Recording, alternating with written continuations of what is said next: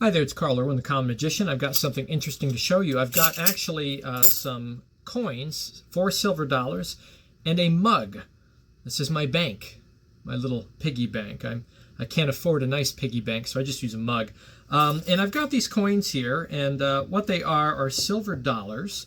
And we're going to try something really, really interesting with these. In fact, what we'll do is we'll do this one at a time. So I'll take one here, and I'm just going to cast a shadow over it, and you see that it turns into a copper coin. This is actually a Victorian penny. It's got the centurion on the back, and it's got Queen Victoria on the face. That's a Victorian penny. We'll put that in the bank now. Let's grab another coin. The next coin, we'll do this a little differently. I'm just going to rub it on the table, and you'll see that it also turns into a Victorian penny. You can see this by comparison. You can see silver, silver, copper, very, very distinct, different colors. What we'll do is we'll put that away. I've got 2 silver dollars left. This is going to happen really, really quick. If you just watch in a flash, you can see that it changes to the copper penny. Again, you see the comparison there, and we'll throw that away. And that leaves us now with 1 silver dollar left. This one's really, really easy. All we do is we tap it against the mug and it turns into the copper penny just like the others. And that's it. We've got 4 copper pennies now in the bank. Now, I don't know about you, but I like to take advantage of the exchange rates when I can. When I'm coming from one country to another, you put things into the bank or you get an exchange in currency. And we'll do that here. We'll kind of jostle things around in the bank, and you'll see that when we dump them out, we come back to normal with 4 silver dollars. So that is, wild coin. So the question is can you do wild coin? I think you're talking about this routine. I'm assuming that's what it was. Can you make a logic to it? The answer is no, I can't. I can't make a logic to it at all. It's usually done with Chinese coins. This isn't a particularly good routine. It's kind of a really cheapo routine we'll talk about here in a minute, what I did. The real routine usually incorporates a number of sleights into it, and also multiple coins holding things out, things like that. There really are 4 coins in this. And the way I'm doing it is I've got 1, 2, 3 regular silver dollars, and then I've got a sun and moon gimmick. So this is a silver dollar on one side, and then it's an English penny on the other side. So what I'm doing is all transformations are being done through this coin, obviously, and then I'm depositing real silver dollars into the mug. So the way I start is I start with all the coins in there. You can show them, dump them out. I can see in my hand the orientation of the copper. And I just know that if it's facing up, I got to turn the coins over. If it's facing down, I just set them down with that side facing up.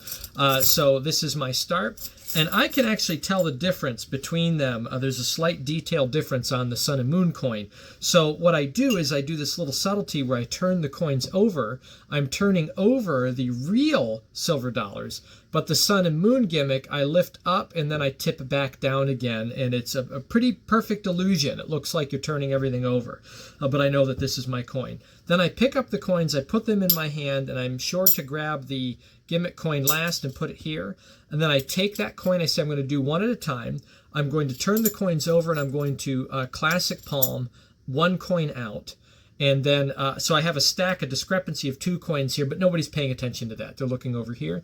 And I do a transformation. I do this by just waving my hand over it, and I turn it over, and I'm holding out in this hand. And then what I do is I show the coin by dropping it on the table. I say the centurion is on the back or the tail side.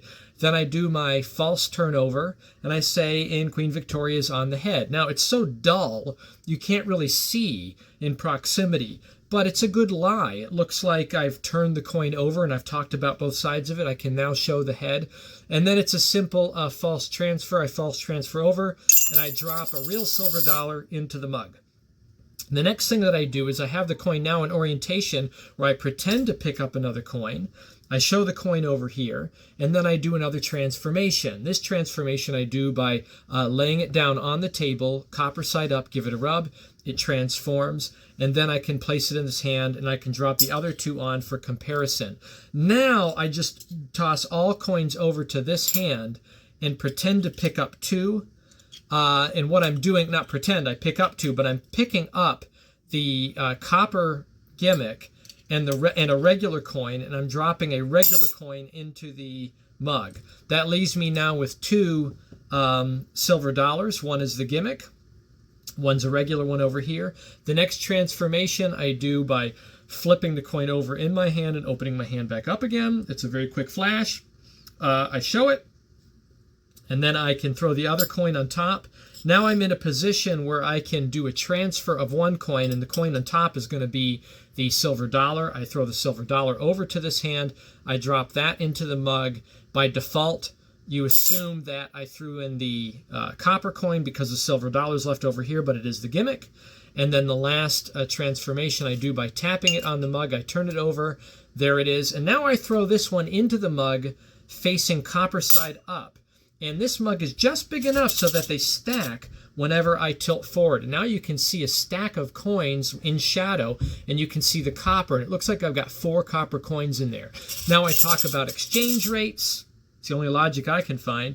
And we do a little bit of a shake. And all I need to do is turn all of this over. I can check for orientation again, drop the coins down with all silver facing up. Of course, 3 of them are normal, but with silver facing up on the gimmick, I can lay the mug down, and then I can do my show again where I turn over all of the coins that are real coins, but I falsely turn the gimmick, and I'm in the clear. So that is my little take on, it's my common magician take on wild coin.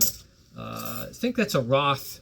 I think that's a Roth piece, I believe. I'm not sure where it originates, but that's where I know it from. So anyway, just a little handling on that, and just address. No, I don't have a logic for it. I do think that one logic may be to, people like to do this with the Chinese coins because you have the hole in it. I suppose that's good, you know, whichever method you use. There's many methods to pull that off. The problem, I think, is finding a logic for that. You're turning silver dollars into Chinese coins, and some people just talk about, I mean, like, why? Why are you doing that? I guess you're just changing coins. I mean, it's just self-evident. That's the logic. Does it need a logic? Does it really need a story? I don't know that it does. If it does need a story, it does need a logic. I submit this one. Exchange rates. Exchange rates, right? Here's my piggy bank. Here's my money. Put it back into the bank. Exchange rate comes back here. After things have been spent down, I can make out on the exchange rate. I don't know. You can play with that. But anyway, my variation on that, coin magic for the common magician using gaffs as always. So good luck with that. Happy magicking.